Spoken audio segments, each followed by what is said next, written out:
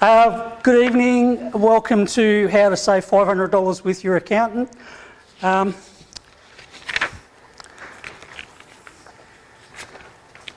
name is Michael Thomas. So again, I welcome you to the inaugural Kallangur Business Association information session, How to Save $500 with Your Accountant. So the objectives for tonight, we're going to talk about how we can save some money and some time. We're going to talk about the end of financial year and how you should prepare your business for the end of financial year. We'll cover off on some software and some accounts. We're going to talk about the tax office and their issues around compliance and penalties. We've got some new innovations coming in with small business depreciation, even though that's been in for a few years, but we've got some news on that. And we're also going to talk about single touch payroll, which is probably going to have the biggest impact on businesses, both large and small. And we'll talk about strategies, we'll sum up, and then we'll talk about some future events.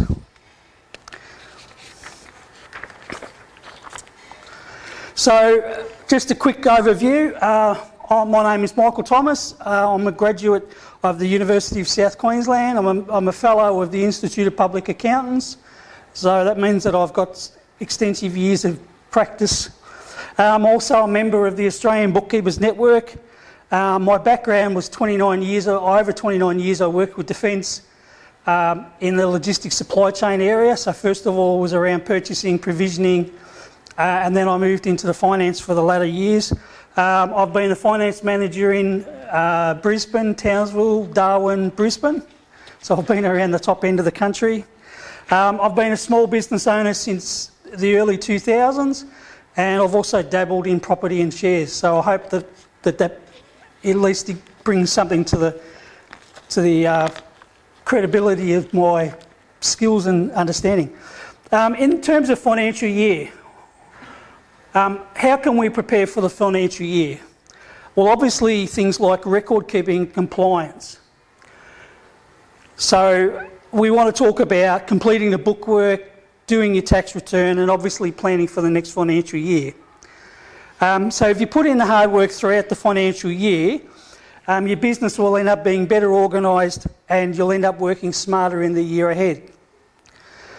So in terms of working throughout the year, we need to consider the end of year planning as well.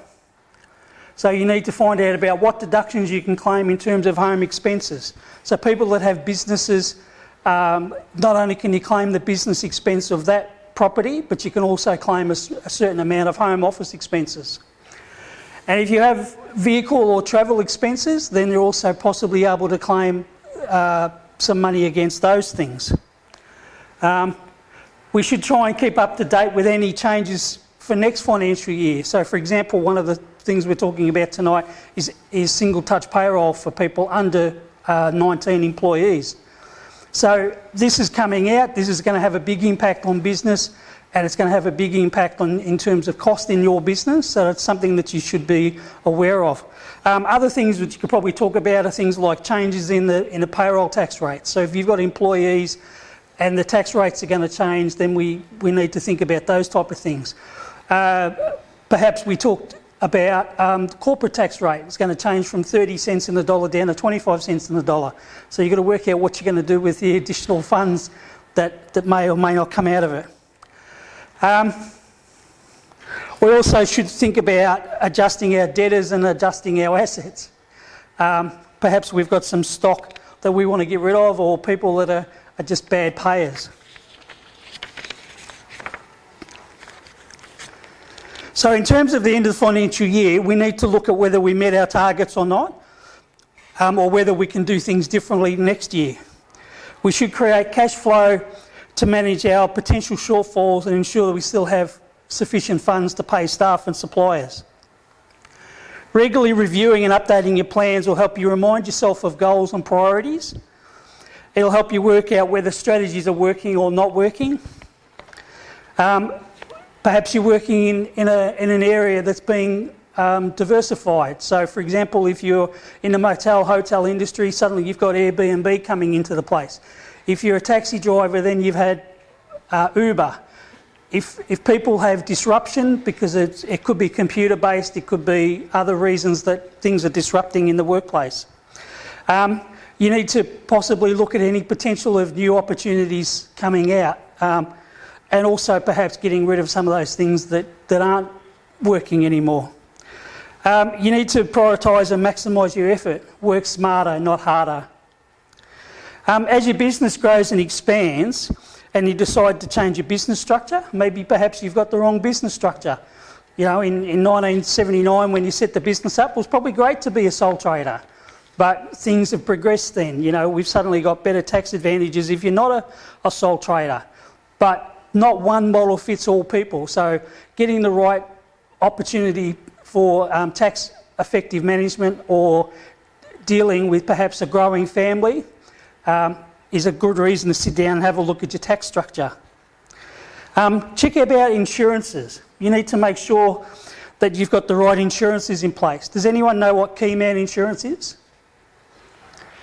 No, key man insurance is basically where you're a sole trader or one operator and you're the only person that works in that business. And we'll take our colleague here who's the painter. He's up the top of the ladder and he's painting and he falls off the ladder and can't work for 6 weeks. What happens in that case? He needs to make sure he's got sufficient insurance that'll cover him for things like falling off the ladder, so he needs income protection. He needs to make sure he's got life insurance because it could be catastrophic. He needs to have total permanent disability insurance perhaps. So he needs to have just those insurances in place. And heaven forbid his ladder should fall down and smash windows or you know, ding the Volvo or something like that. So things like public liability insurance. So having insurance, it's a little bit more than just, oh, well, I've got to have car insurance, I've got to have insurance on my stock. Think about the biggest asset a business owner has. That's the person that does all the work. You've got to read product disclosures, you know. So if you're in a business and you're selling a hospitality product, for example, or working in retail, do you need to put material safety data sheets with it? So you need to protect yourself. Backup and storage of documents. You know, what do you do if you're going to have a fire? How are you going to back up your data? You've got a computer system, which is great, but that might be the only place that you've got your MyOb stored, for example. So you need to make sure that you've taken your backup disk and you put it into another area, either fireproof safe off the premises or give it to a friend, or perhaps redundancy through the cloud-based system using the virtual cloud. There's Dropbox, there's Google, there's you know, plenty of storage places in terms of the cloud. So what's some of the ways that we can save money, for example? So I've just got 5 ways up there. So you're getting towards the end of the financial year, you're at the end of April and going into early May and June, and you say, right, well, I've had a pretty good year and I want to minimise my tax. So what some of the effective ways that you can minimise your tax are things like prepaying your expenses. So prepaying your staff super or going and buying stationery or paying for utilities, for water, power, for whatever the case may be, or even rent, maybe paying the rent 12 months in advance. So you get the expense this year and therefore take the pressure off your expenses next year if you're going to have a particularly lean year. Buy something for your business costing $20,000 or less. Now I guess the effective tax rate there is you really only get about 30 cents on the dollar back. So if you spend $20,000, you're really only going to get about a $7,000 tax saving. So don't think that I'm going to spend 20 grand and I'm going to save 20 grand on my tax bill. You spend 20 grand and you'll save about $7,000 or so on your tax bill. Just depends on what your tax rate is. Embrace the cloud. I just spoke about Google Drive, OneDrive, Dropbox, and even having an external storage system. I'm sure if you spoke to people around the room, they would help you set up a system where they can dial in automatically and take data off your system at 3 o'clock in the morning and store it off-site for you, so therefore the data's being protected. Invoicing. People do invoices and they just keep churning out invoices and they keep getting paid. Well, if you've got a lot of income and you want to reduce that, maybe you might forget to do an invoice in late June and you do it in early July. So therefore you do the invoice in early July and that defers the income tax implications until the following year rather than in the current year. Adjust your stock. People need to do inventory analysis. So it's a fast-moving stock, is it slow-moving stock, or is it inactive? And if you've got inactive stock sitting on the shelf, you've got to count it every year, you've invested money in it, possibly it's taking up warehouse space if you've got limited warehouse space. So you need to think about getting rid of some of this inactive stock. Perhaps, either sell it off at auction or write it off if it's stale or inactive stock. I wanted to talk about accounting systems and how I believe they save time and they save money. A lot of people still use spreadsheets. They still use an Excel spreadsheet. And I heard today that there's even people out there, heaven forbid, that still use 20-page column ledgers. I'm aghast. I learnt about 20-page column ledgers in 1975 when I did accounting at school. There's much smarter ways to manage your business. And these are just half a dozen business applications that are out there that will save you money and save you time. Then there's also a plethora of add-ons that will also save you money.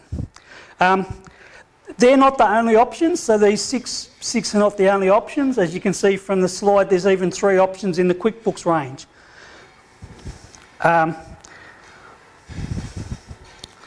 So there's software out there, everything from managing simple payroll to simple cash books to complex systems. And then there's even, when you outgrow your zeros and you outgrow your MyObs, you can even go to an ERP system, a more sophisticated system like Attaché, for example. Then we talk about add-ons. There's some time savers out there. So the first ones we talk about is managing our bills and expenses. So there's products like Receipt Bank, HubDoc, Auto Entry.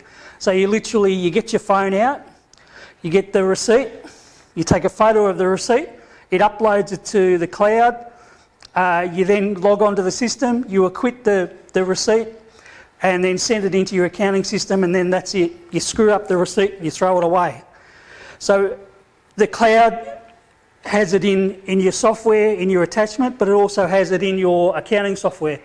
So by doing that, you're putting it into the cloud. You then also free up the fact that you've got a receipt and you don't have to store it. You don't have to keep your records for 5 years in an archive box somewhere in the back of the bedroom, or suddenly work out that you've got to move them out because I can get rid of all that box and I'm just going to replace that with the next financial year. And honestly, people like Receipt Bank, Auto Entry and software companies, they've got huge servers. A server this big has a massive amount of storage space. And so you just imagine rooms with boxes that look like that compared to the boxes that you've got at home of all your archive boxes. And that's only 5 years worth of archive boxes that you've got to have.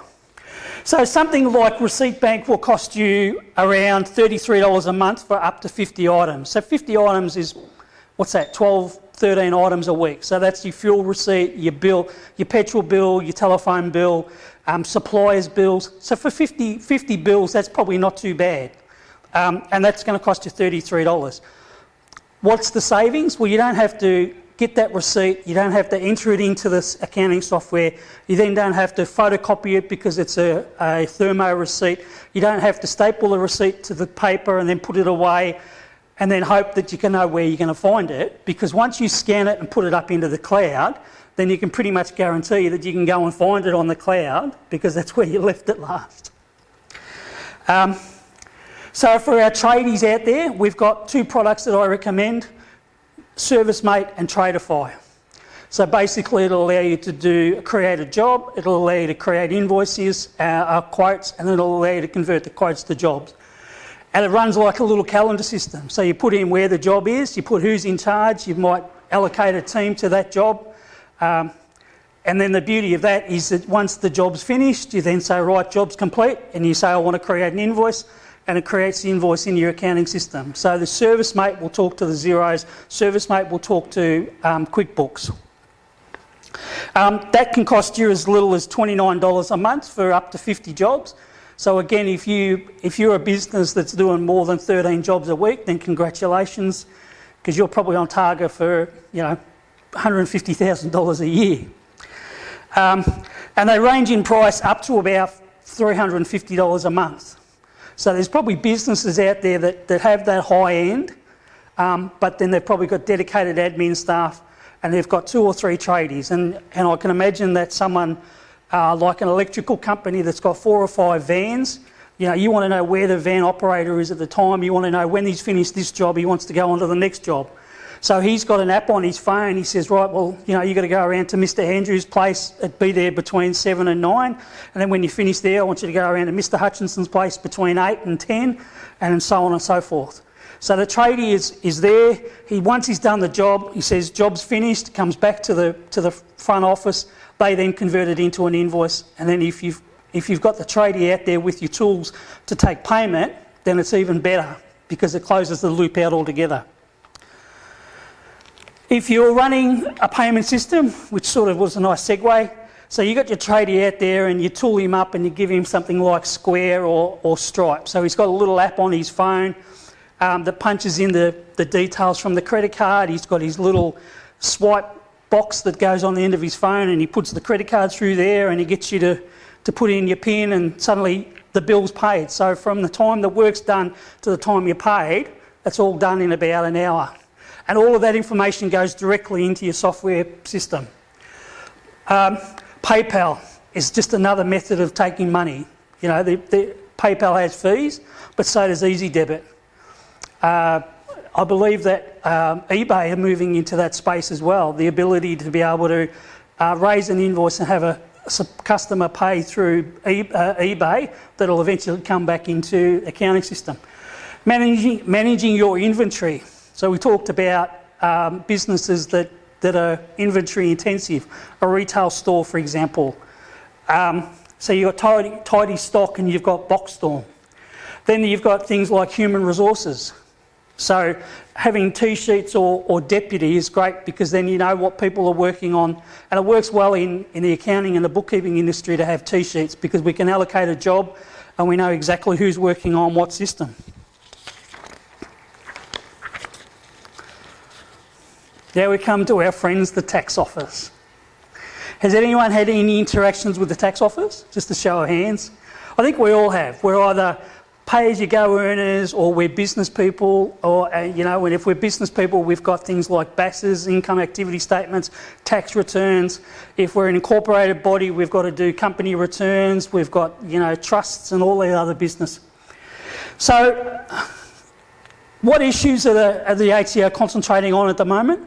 Well, they're obviously concentrating on compliance. So they want you to put your form in and they want to get the money. How does that translate to saving? Well, if you put your form in on time, then they're not going to charge you. Like you need to do your tax return. If you don't do your tax return, they're fining people up to about $1,100 for every return for every year that's not lodged. So that gets expensive because that's cutting into your refund money.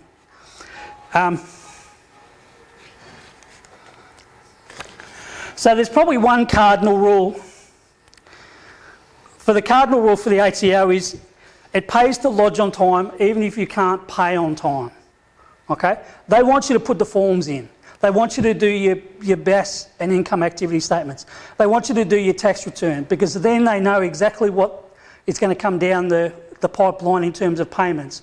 So if you get your form in and they know that form's done, then they're also going to save yourself compliance fines. And they get pretty hard.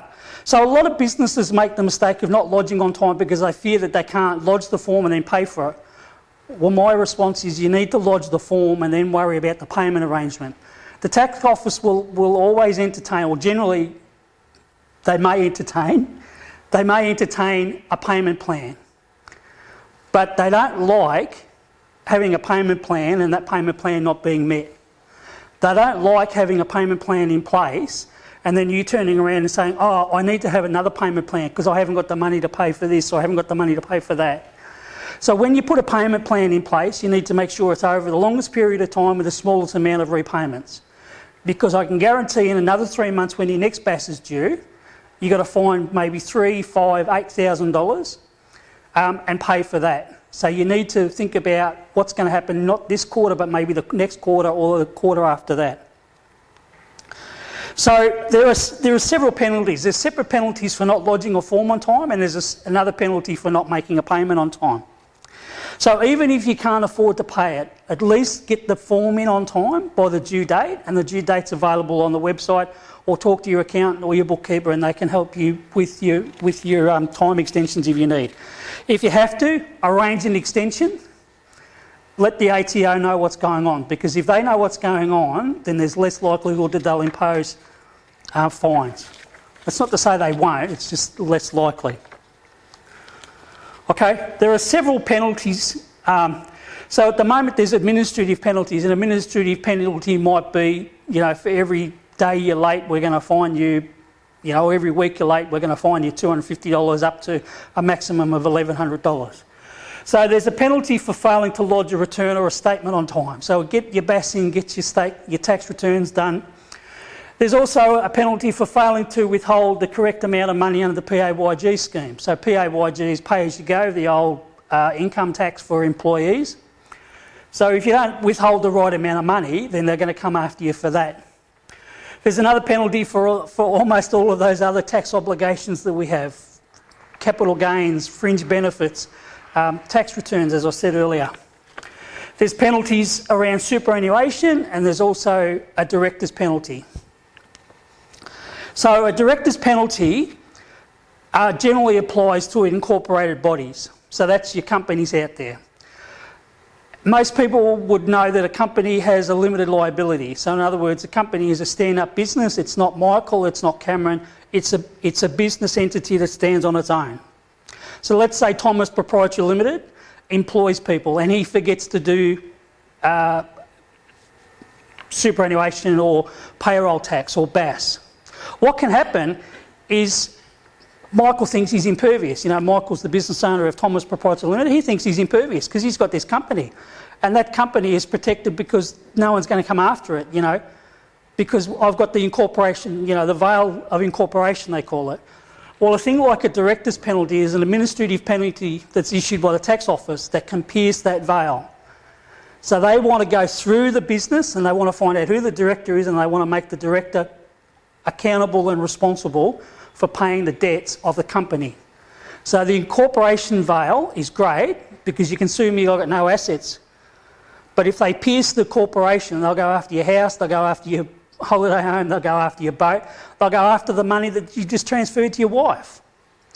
They'll even go after the money you transferred to your wife 25 years ago, because they would say that there was this foreseeable problem with a solicitor, for example, and this is what I'm talking about, a solicitor.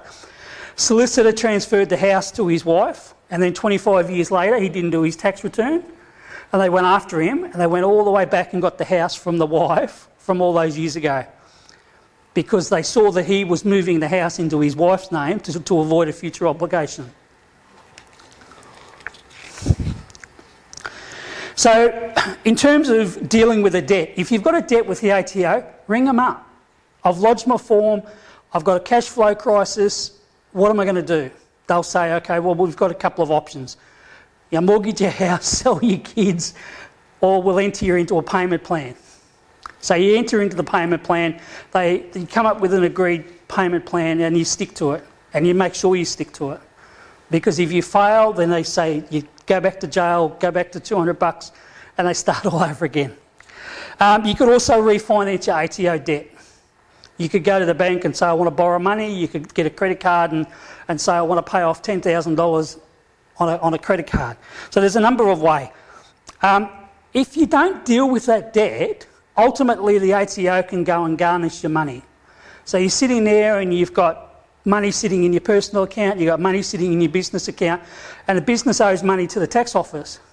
They don't just look at the business account, they say, oh, okay, let's go over here and have a look at what Mr. Thomas has got in his personal account.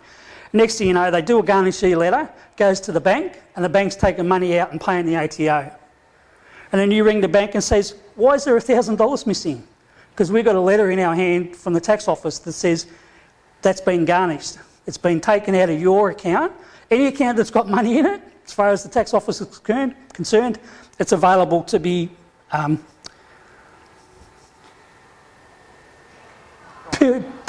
pilfered from, whatever.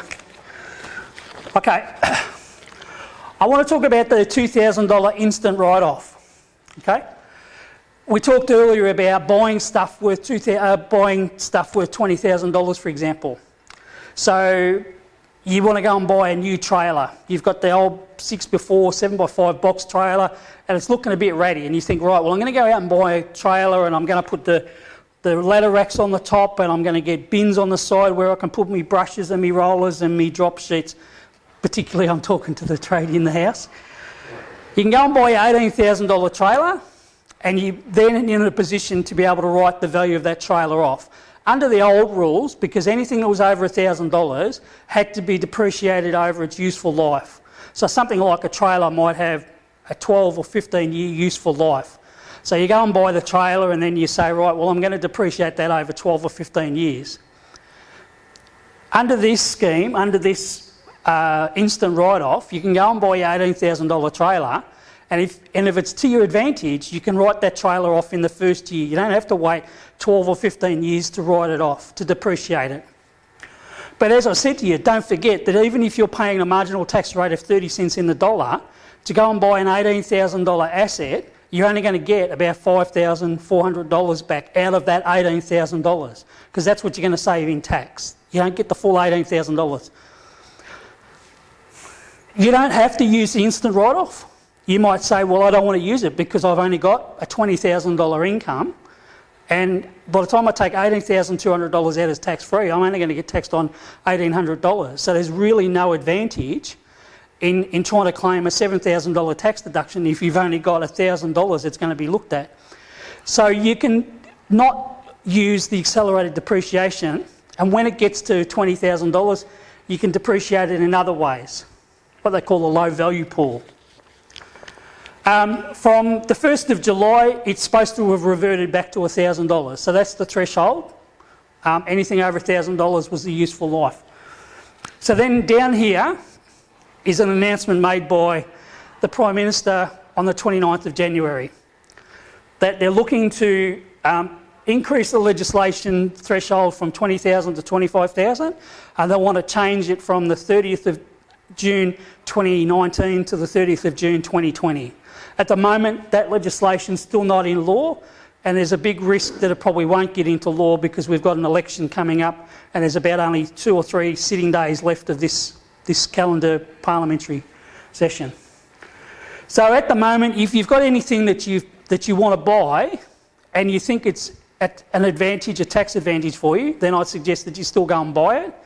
But if it doesn't present a tax advantage, and sitting down with your accountant and bookkeeper will help you work that out, I'd probably say don't buy it unless it's absolutely necessary. So if you can patch up the trailer, even if you spend $2,000 or $3,000 patching up the trailer to get another 5 years of useful life out of it, that's probably a better investment than spending $18,000, because don't forget, when you spend $18,000, you can't spend it on anything else. You can't buy materials, you can't put it into superannuation, you can't pay employees, it's gone.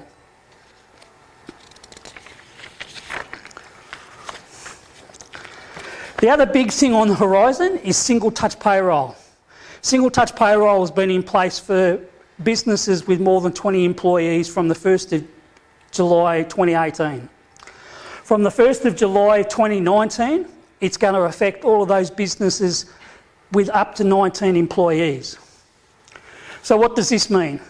STP, single touch payroll, means that when you put a pay run through the system, every time you hit that button to approve the pay run and finalise it, it will send information off to the tax office to know what employees have been paid, how much they've been paid, how much taxes should have been withheld, and what their superannuation calculations are.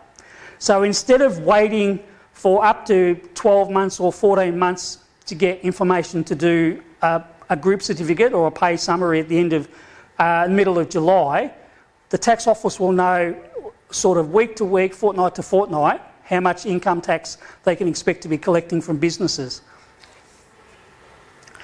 Micro businesses, Micro businesses are those businesses that have less than four or less employees.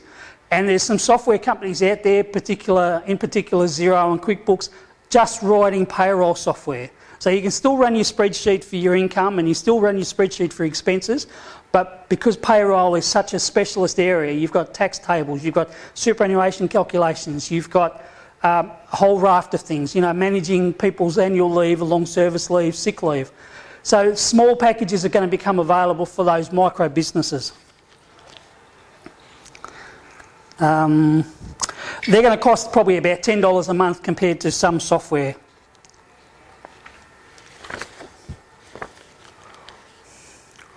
I was going to do a brainstorming activity, but for the purposes of the video, we probably won't do any activities. We'll ask questions at the end of the thing. So what I want you to think about, though, in terms of your business normally is you need to sit down and think about your business plan and your marketing plan. Where have we been? Where are we now? Where do we want to go in the future? People who failed to plan plan to fail. That's probably something to live by. So how are you managing your business at the moment? What's happened in the past, what's going to happen in the future, and what's going to happen in 5 years' time? Do you want to have this business so you can build it up and sell it? And as someone said to me today, they had a business and without software, they would have been out of business in about 2 years. But in the space of 5 years, they've turned a business around and they now have a $20 million asset that they can sell just by implementing software so they know where they're at. So if you're talking about trying to save a few bucks by not buying software, or you worry about the cost of a subscription being $80 for MyOb or $60 for Xero or $35 for QuickBooks, then have a think about how you're currently managing your finances and are you getting the best bang for your buck. Because if it's costing you nothing and it's giving you nothing, then you're getting exactly what you're paying for. Think about management. How can we enhance management? We talk about employees being our best asset. Well, they're not an asset. An asset is a future benefit as a result of a past transaction. So we didn't buy them, we didn't pay for them. What we've got is the nucleus of how our business runs. Because without employees, you can generally guarantee we're not going to have many customers. Without customers, we probably don't have a business. So it becomes a bit of a circle. So if you've got a good manager, lower level manager, someone that you can trust to open the store of a morning or shut the store of an afternoon or take your money to the bank, or perhaps being a team leader, then have a look at that and take the responsibility, give it to them, give them the responsibility and the accountability, and it probably comes with a few bucks.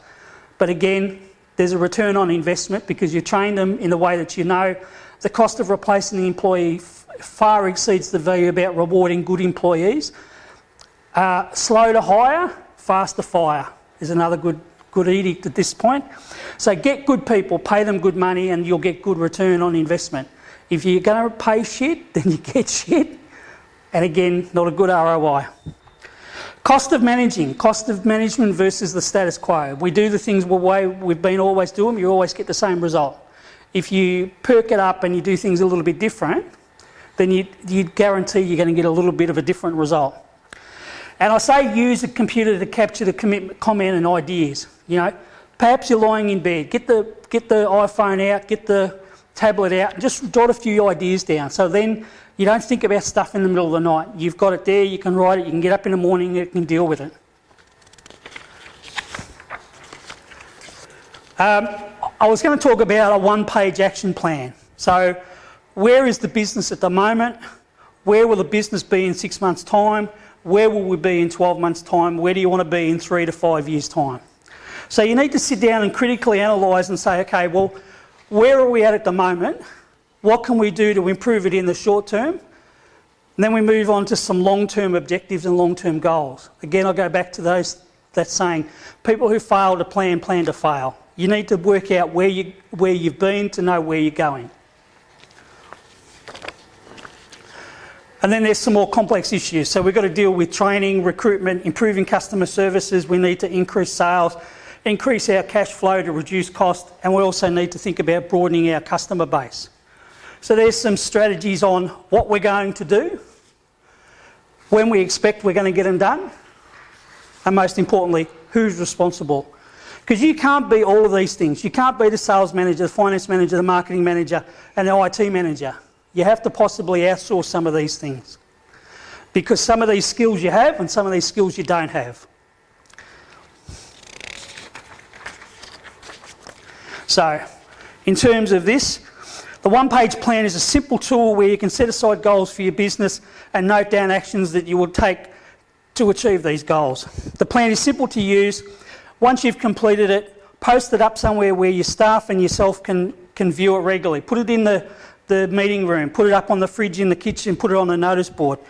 Goals and actions should be in front of mind for everyone involved in the business because they're all part of the business, from managers right down to the floor sweeper. They're all about what does the shop look like, what does the business look like. Okay? So we talk about coming up with an idea, then we come up with a plan, then we have a strategy to implement the plan, then we market the plan or we implement the plan. Well, does it come with $1? Generally things come with $1. Then we have plan realisation, and then we have success. And then we go back and that becomes a cycle. In business improvement all the time. So in terms of implementing it, you can be all those people. You can be the IT manager, the customer's responsibility, the finance manager. You could do it all yourself, but I guarantee you that you're probably not going to get a lot of sleep if you do all those jobs yourself. You could have someone inside your business do it. We just talked about encouraging workforce participation. You know, escalate someone up. Get someone to be the person that's responsible for coming at 6 o'clock to open the store up, to do that batch of muffins or that whatever they've got to do. Have someone responsible at 9 o'clock at night to close the store down and count the till. Because if you're there at either ends of the business, then you're pretty much locked into that business. Alternatively, there's some things that you can outsource to a third party. So you could pay someone to recruit staff because there are HR experts out there that'll help you recruit people. You could pay a social media person to manage your LinkedIn page, your Facebook, your Twitter, your Instagrams, and Pinterest, I think it is. You could engage a part-time bookkeeper, a full-time bookkeeper, a part-time accountant, a full-time accountant to manage your finances. So what are you good at, and what are those things that you're not so good at that you possibly would like to get rid of by outsourcing them?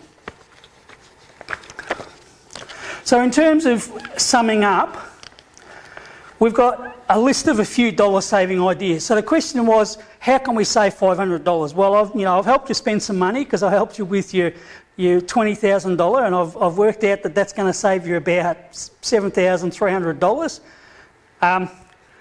But you need to sit down and have a chat with your accountant. You need to talk to your accountant quarterly, if not quarterly, maybe every 6 months. A lot of businesses don't go and see the accountant until after the end of the tax year. And by that time, it's already too late to implement things this tax year that has a benefit to your tax return. So if you don't meet with your accountant, you'll never know about things like accelerated depreciation of assets. And let me tell you, there's about probably 60% of businesses out there don't even know about accelerated depreciation. Do what they tell you to do and not what they don't tell you to do. So in other words, if they say you should do something, it's not because they like the sound of their own voice, although sometimes we do. What they're saying is they're trying to improve your business and improve the bottom line and add value to your business.